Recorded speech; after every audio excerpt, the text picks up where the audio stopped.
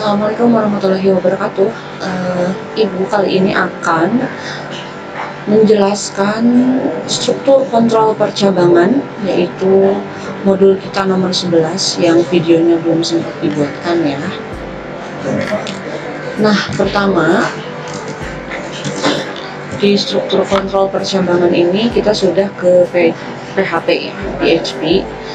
Nah, di sini ada beberapa, yaitu hari ini kita akan membahas konsep percabangan, macam-macam percabangan, if else if, switch, dan ternary, studi kasus. Nah, apa yang kalian pikirkan tentang percabangan? Jadi percabangan ini ketika kalian melihat seperti ada gambar di depan, itu ada 3 jalur jalan ya. Nah, 3 jalur jalan ini akan mengarahkan kita ke tujuan yang berbeda-beda. Tujuan yang berbeda-beda ini berasal dari lajur yang berbeda-beda pula, dan tentu saja konsep yang berbeda-beda dari tiap jalan. Sama seperti ketika di pemrograman ya. Ketika di pemrograman kalian bisa melihat bahwa jalur ini misalnya nanti kebutuhannya apa, tentu rumusnya juga berbeda tergantung dengan tujuan yang akan kita raih. Next, nah ini ada percabangan ya. Percabangan ini sangat sering digunakan di pemrograman ya. Selain switch case, kita belajar dulu percabangan. Percabangan ini adalah decision making, memungkinkan aplikasi untuk memeriksa isi suatu variabel atau hasil perhitungan ekspresi dan mengambil tindakan yang sesuai. Nah, contohnya ada apa aja, sama kayak waktu kalian coding di Java atau coding di C# ya, itu ada if, dan if itu ada banyak, ada if saja, ada if else, ada if else if, ada if else if else, ada nested if di dalam if. Ada juga switch case, dan di PHP ini ada lagi yang satunya namanya ternary. Ternary ini nanti tanda tanya dan titik 2 ya. Itu sebuah notasi yang bisa kalian gunakan di PHP. Nah, ini bentuk if else ya. Bentuk if else itu seperti ini. Selalu ada kata kunci if yang di depannya akan terdapat condition ya. Condition ini yang mana nanti kondisi dari lajur program yang kamu inginkan seperti apa. Kemudian ada statement pertama yang ingin kamu gunakan, kemudian ada lagi else, selain itu ada statement kedua. Nah, setelah itu statement kedua kita tutup dan kita lanjut dengan statement ketiga ya. Statement ketiganya seperti apa?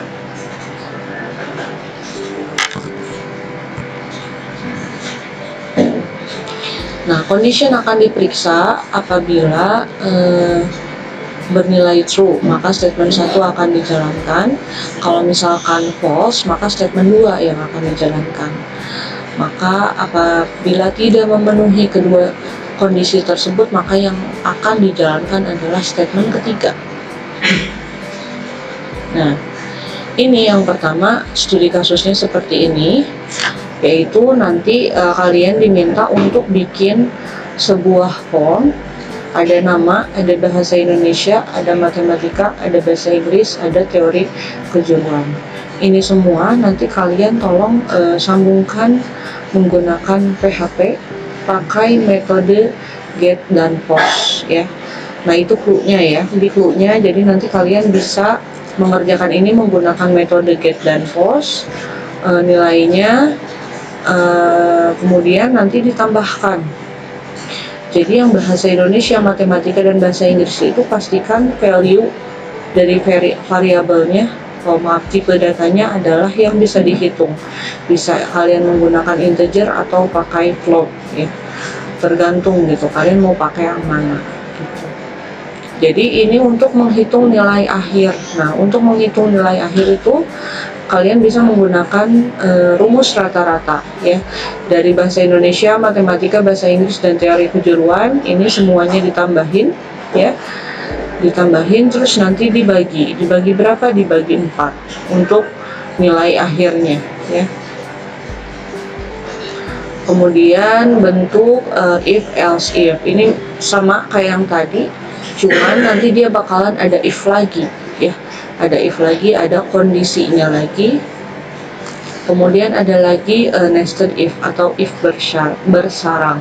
Jadi di dalam if ada if-nya lagi. Nah itu bisa terjadi ya, tergantung kalian menggunakannya. Terus ini ada yang namanya menentukan hari.php ya. Menentukan hari.php nanti silahkan kalian salin. Kalau misalkan ada yang error tolong dibenerin kayak gimana ya, coding correction. Ini untuk menentukan hari misalkan dalam 1 minggu. Nah ini inputannya itu masih dari kita ya. Di sini dikasih inputan tanggal itu isinya adalah 2 ya.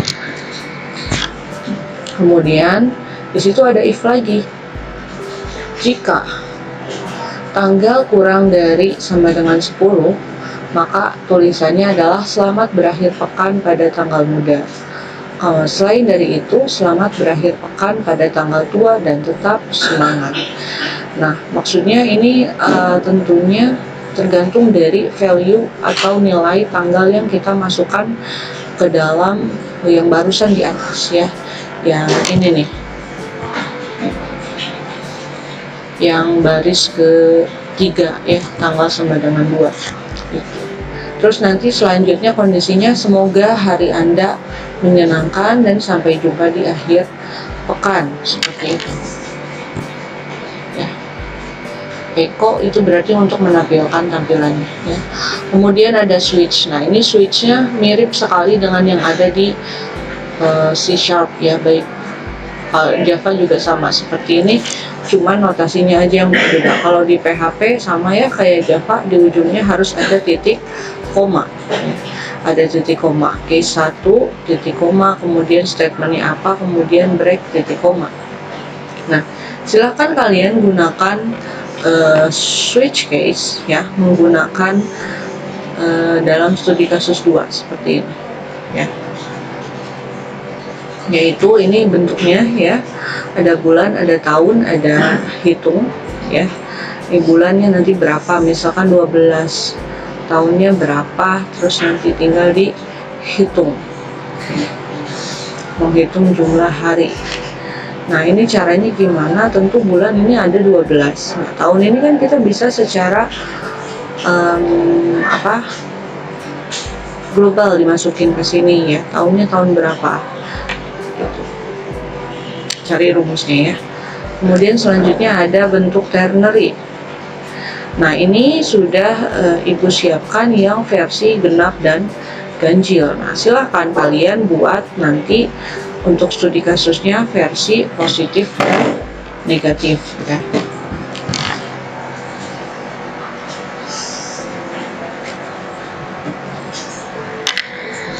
Nanti kalian silahkan buat versi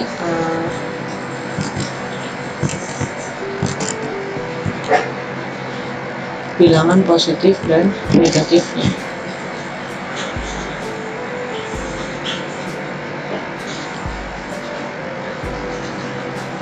Silakan buat versi positif dan negatif. Tentu saja di sini tinggal mengubah ya. Yang tadinya genap sama ganjil itu adalah variabel mod 2 sama dengan 0, yaitu bila habis dibagi dengan 2 maka dia adalah genap. Kalau misalkan nggak habis atau bersisa maka dia adalah ganjil, kan seperti itu ya. Nah kalian buat positif negatifnya. Yang positif atau negatif itu seperti apa? Kalau positif itu dia lebih besar daripada 0 ya. Kalau negatif itu bukan 0 dan lebih kecil dari 0 ya. Itu gimana bikinnya, dicoba oleh kalian. Selanjutnya coding correction. Nah kalian pertama salin dulu ini seperti apa, yang pakai ternary dan yang tanpa ternary silahkan disalin. Kemudian nanti perbedaannya seperti apa nih, kalian bisa lihat di sini Yang pakai ternary ya, itu di bagian baik dan buruk ya di sini. Nah, di sini ya, itu kalian bisa lihat di sini ada baik titik 2 buruk. Ini adalah ternary-nya. Ini adalah ternary-nya seperti ini. Kemudian yang tanpa ternary itu dia cuman pakai else. Kalau kan pakai ternary itu dia akan lebih mudah ya, lebih singkat. Selanjutnya coding correction lagi yang tanpa ternary if dan if else. Silahkan cari ini gimana bentuknya. Yang benarnya apa, yang tidak error yang mana. Tapi jangan juga jadi ngaco gitu ya. Jangan juga jadi ngaco gitu.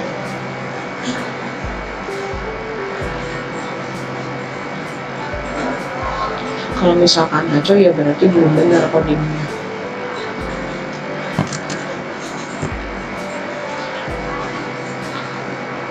Ini juga masih ada ya.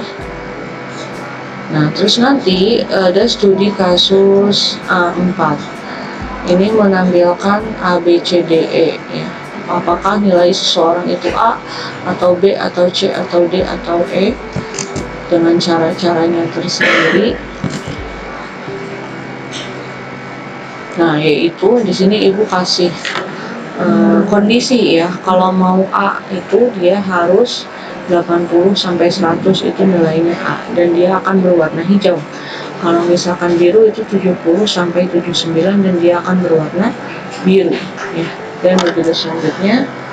Nah, nanti kalian tinggal buat seperti ini ya. Tinggal buat seperti ini, sama di sana ada kolom untuk menampilkan nilai akhirnya ya.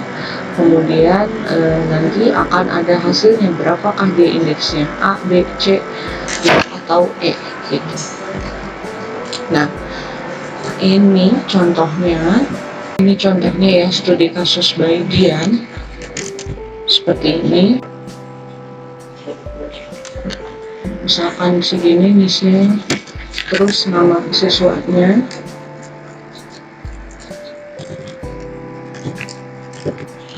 seperti ini. Terus nanti juga ada jurusan misalnya nilai hariannya misalnya 89, nilai tugasnya 80, UTS-nya 78, nilai UAS-nya 89. Nah, nanti ketika dihitung, nah itu ada seperti ini informasi siswa. Nilai akhirnya 84,8 dan 84,8 nya warnanya jadi hijau ya. Ini contohnya seperti ini. Nah, ini gimana ibu spill sedikit ya codingannya. Jadi ini codingannya itu ya seperti biasa, ada CSS, ada tulisannya langsung ya. Nah, di sini kalian bikin berarti 3 file ya, CSS 1, kemudian studi kasus 5.php, kemudian proses studi kasus 5.php. Jadi nanti yang apa-apa yang ada di sini itu ngepost ke sana ya, ngepost ke proses studi kasus 5.php. Di proses studi kasus 5 itu kalian silahkan siapkan seperti ketentuan yang tadi, yaitu untuk nilai harian 20%. Ingat, persen itu adalah per 100 ya gitu. Dan selanjutnya itu ditambahin aja. Nah, nanti masing-masing itu ditambahin ya kalau rumus nilai akhir ya. Harian, tugas, UTS, sama UAS itu saling nambahin. Nah, dari nilai akhir ini kalau misalkan dia lebih besar dari 0, kurang dari 50 dan lebih besar dari 0, maka tampilannya itu kalian menyisipkan CSS ya. Jadi kalian menyisipkan CSS di dalam tampilannya gitu. Otomatis kalau yang kurang dari 50 nanti CSS-nya apa? Colornya adalah red gitu ya. Kalau misalkan dia 100 kan ibu pengennya green nih, nah kalian tampilin colornya green seperti itu. Terus nanti tinggal di echo pakai table ya, tinggal di echo pakai table, muncul deh dipanggilin semua variabel-variabel PHP-nya gitu di dalam table, sehingga di sini memungkinkan ya bahwa ini tuh table sebetulnya ya, tabelnya nggak diapa-apain, cuman rapihkan dia ada titik 2 gitu ya, 80 misal. Nah itu tuh table, kalian bikin table aja kalau mau rapih. Kalau kalian mau pakai CSS lebih bagus juga, mesti bakalan lebih rapih. Mungkin itu aja dari ibu. Kalau untuk yang praktikum 11 ini kalian harus benar-benar memahami apa itu proses kondisi sehingga bisa mengerjakan LKPD ya. Assalamualaikum warahmatullahi wabarakatuh. Terima kasih banyak sudah menonton.